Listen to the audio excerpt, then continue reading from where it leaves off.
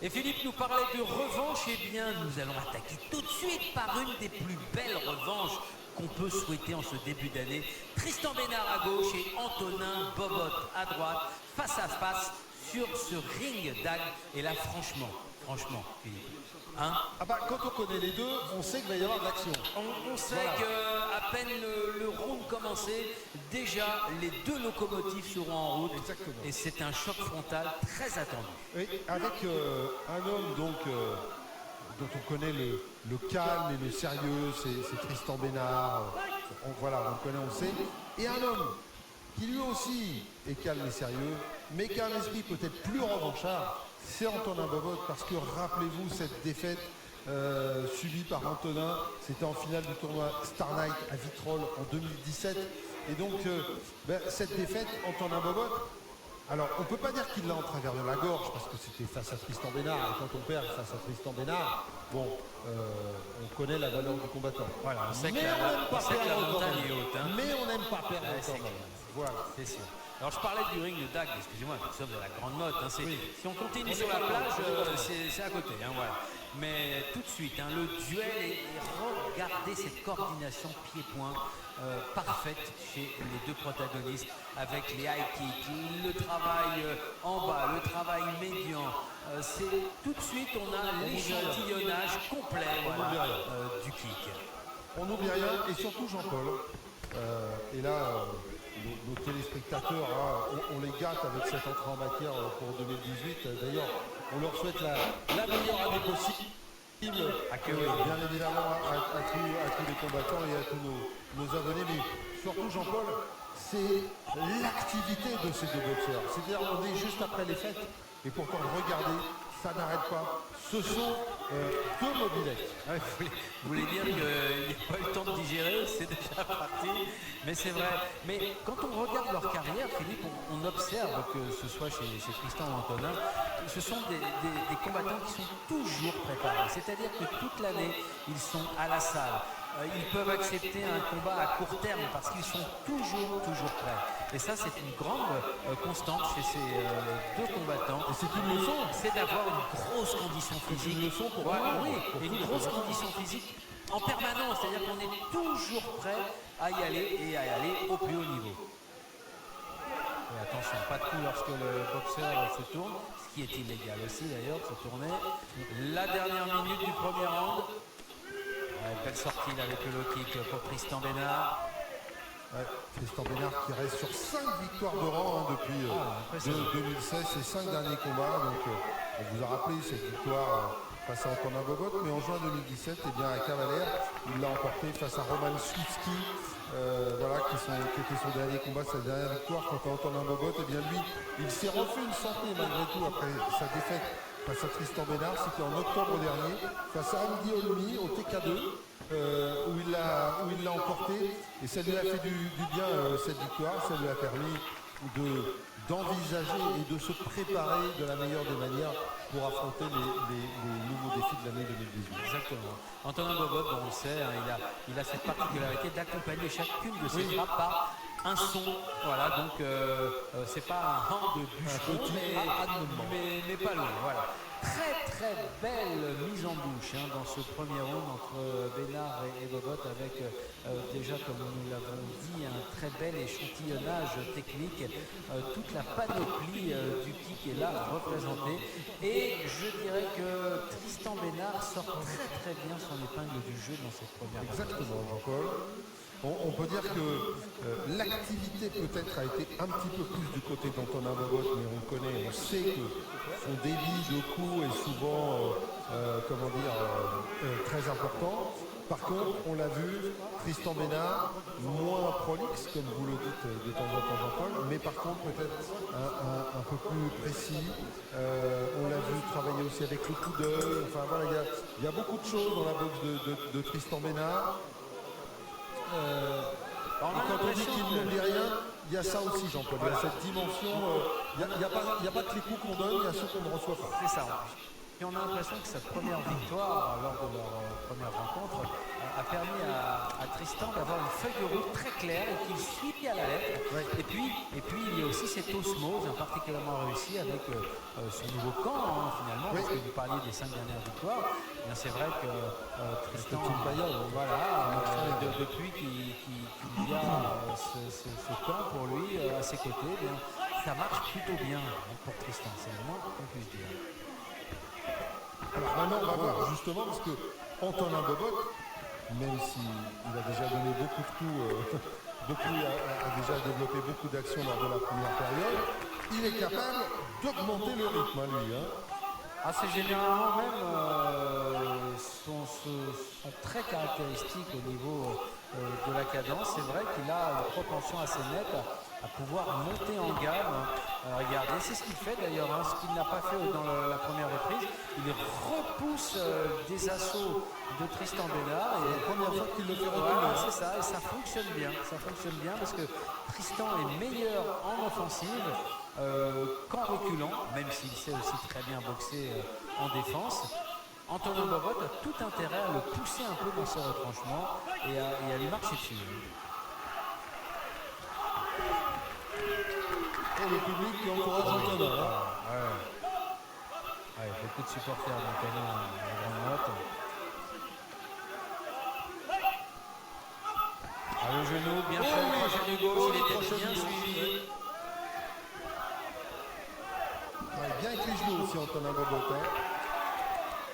Il en a pris quelques-uns lors du premier round, notamment beaucoup de genoux sautés, qui étaient assez remarquables. Donc il faut maintenant qu'il marque des points aussi à ce niveau-là. Et il est en train d'en marquer, Jean-Paul, parce que l'impression qui se dégage de ce deuxième round, c'est que c'est lui qui finalement est en train un petit peu de renverser ce qui s'est passé lors du premier, où on avait vu un Tristan Bénard délivrer moins de coups, mais beaucoup plus précis et beaucoup plus format patron, alors que là, à l'inverse, Antonin Bobot réussit à faire reculer Tristan Bénard, et même s'il s'expose un peu, quelque part l'impression laissée, c'est qu'il est en train d'inverser un petit peu la tendance de la première reprise. Oui, au moins rééquilibrer, ça oui, c'est important. Pour rééquilibrer, voilà, c'est ça. C'est exactement ça. Voilà, les 30 dernières secondes avec un peu plus de réplique maintenant de Tristan Bénard. Attention de ne pas repousser. Le crochet gauche, il en a perdu son protège dans Antonin Bobot. Quelle reprise encore. Ouais. Le rythme, Jean-Paul, le rythme est assez incroyable. Et c'est vrai que quand on voit la couleur que vous parliez de rééquilibrage, et c'est parfaitement vrai, parce qu'on peut quand même se dire, voilà, il y a un round pour chacun, le premier pour Tristan, le deuxième plus pour Antonin, les deux boxeurs très proches l'un de l'autre, et comme on le dit souvent, le troisième sera vraiment décisif. Donc c'est un peu l'idée qu'on peut se faire de ce combat pour l'instant. C'est certain, tout va se jouer dans la troisième reprise et à la lumière de ce que l'on va redécouvrir avec les ralentis proposés par Thierry Dubois à la régie. Et bien regardez ce back-fist là qui a bien marqué quand même s'il n'a pas stoppé loin de là Tristan Bénard. Des coups un petit peu plus décisif de la part d'Antonin Bobot pour cette deuxième reprise. Le coup de genou très joli, et puis ce crochet du gauche qu'on avait bien noté. Voilà, belle remise en bas. Crochet du droit avec le low-kick. Beaucoup de travail sur les jambes, Jean-Paul. Le crochet du gauche de Tristan Bénard aussi, qui a bien touché. Tristan Bénard, troisième en 2017 de sa catégorie au classement de Fight Info. Vous savez, on salue Jérôme Loisel qui s'occupe de ce classement et s'en occupe bien. Et bien dans ce classement, Antonin Bobot n'était pas sur le podium dans cette catégorie des moins de 60. Par contre, Tristan Bénard est lui sur la troisième marche. C'est Gianni Ferranti dans cette catégorie qui devance tout le monde. Sacré client. Et on comprend pourquoi. En tout cas, voilà Jean-Paul. Sacré talent aussi. La troisième reprise entre les deux combattants et une troisième reprise qui sera probablement la reprise décisive. Oui. Et encore faut-il qu'il y en ait un des deux qui se démarque, parce qu'on est vraiment dans une rencontre extrêmement bien équilibrée. Ça peut se jouer à la puissance car il n'y a pas eu encore un véritable coup fort où on a senti celui qui le reçoit ébranlé. Et ça peut tout décider. Le high kick, mais il perd l'équilibre. Ouais, mais Jean-Paul, ce sont des boxeurs qui sont plus dans le rythme que dans le coup fort. Plus dans le rythme, plus dans la frappe que dans le punch, c'est vrai. C'est vrai. 21 victoires pour Tristan Bénard avec seulement 4 obtenues par KO. Ouais. Un petit peu plus pour Bobot qui a un ratio de 1/3 de KO, c'est-à-dire 12 victoires par KO sur 36 obtenues au total. Ce ne sont effectivement pas des punchers.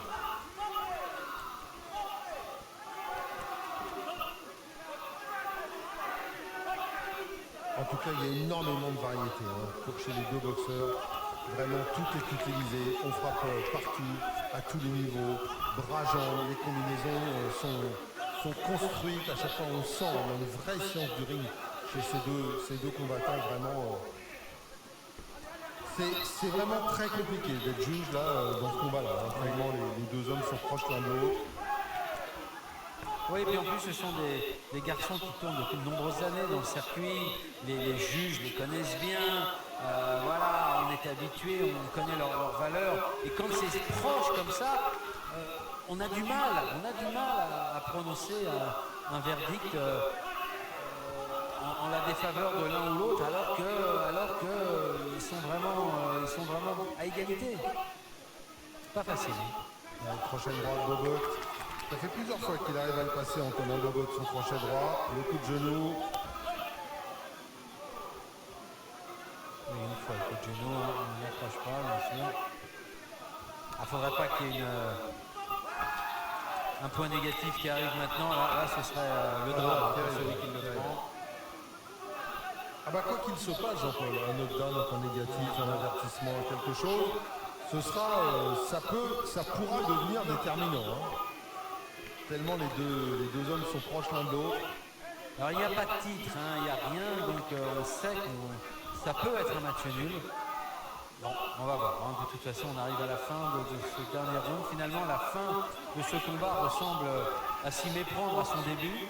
On est exactement dans la même configuration. La seule chose, Jean-Paul, dans l'impression laissée en général, et il faudra voir ce que vont décider les juges, mais dans l'impression laissée en général, Tristan Bénard a démarré plus fort et Antonin Bobot a réussi à rééquilibrer le combat. Alors, est-ce que la différence va se faire au détriment de celui qui a rééquilibré ou de celui qui a mieux démarré parce qu'il ne faut jamais oublier le début d'un combat, c'est important, Jean-Paul.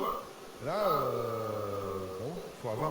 Ne va-t-on pas privilégier justement cette démonstration d'équilibre entre les deux combattants en leur permettant de sortir tous les deux la tête haute du ring? On ne sait pas. On va laisser les juges effectivement en décider. Ouais. Moi, je les vois bien décider quand même, Jean-Paul. Généralement, ils sont là pour ça. La décision, justement.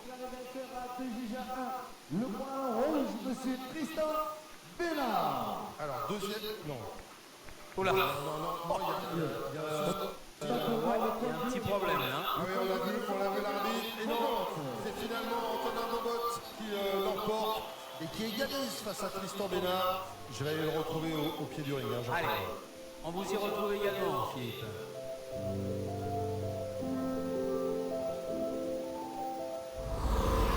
Bon, il n'y a plus qu'à faire la belle. Ben oui, j'ai perdu en finale du tournoi au Star Night. C'était un combat assez serré. J'estime, je pensais pas être au maximum de mes capacités dû à mon premier combat où j'étais blessé. Ça n'enlève rien à la victoire de Tristan, mais cette fois je suis tenu, j'ai eu ma revanche. Voilà. Qu'est-ce qui a fait la différence à votre avis? C'est le débit. On vous a retrouvé tel que vous-même, avec beaucoup de débit, beaucoup de coups, beaucoup d'activité sur le ring. C'est ça qui a fait la différence? Ou peut-être un peu plus de conviction dans les coups, de coups plus marqués? À votre avis, c'est quoi? Je pense que le débit, oui, je l'ai toujours mis dans chacun de mes combats. Mais cette fois, sûrement avec plus de précision, plus de décalage, plus de travail en force, je touche toucher plus nettement mon adversaire. Quand vous avez appris que vous alliez faire cette revanche, Tristan, vous le connaissez, vous aviez mis en place une stratégie avec quelque chose que vous aviez remarqué avant. Oui, on a travaillé justement sur quelques aspects différents par rapport au premier combat. Donc plus en bloc, plus fermé, plus explosif, un peu plus de blocage en bas car j'avais mal à la jambe et j'avais pris des coups que je n'aurais pas dû prendre au final. Et voilà, je me suis appuyé sur ça et ça a bien fonctionné. Et lui, quelque part, qu'est-ce qui vous a gêné ce soir dans son style? Parce que le combat est resté quand même serré jusqu'au bout, ça s'est joué finalement à peu de choses. Oui, c'était serré, je pense qu'on a à peu près le même niveau. Tristan a un très bon niveau, il est physique, il frappe bien en poing et en jambe. C'est un boxeur complet et je pense qu'on a fait un très beau combat, c'est vrai, assez serré. Ouais. Vous avez un peu le même style par certains côtés, on peut le dire. Hein. Fallait que vous soyez plus actif que lui, fallait que vous montriez un petit peu que vous étiez le patron du ring. Oui, je pense qu'il fallait que je sois plus actif, plus précis, des touches plus nettes quoi, pour faire la différence sur le pointage, vu qu'il n'y a pas eu de KO ni de sa part ni de ma part, donc ça s'est joué au point. Et je pense avoir été peut-être un peu plus précis, avoir mis un peu plus de coups, je pense. Oui. Ça fait du bien. Ça fait vraiment du bien, j'attendais cette revanche. Je l'ai su un petit peu au dernier moment, j'avais que 2 semaines et demie pour me préparer. J'étais en vacances, donc j'ai tout mis en œuvre pour m'entraîner un maximum. Je me suis entraîné 2 fois par jour, très dur. J'ai fait un gros régime et ça a payé.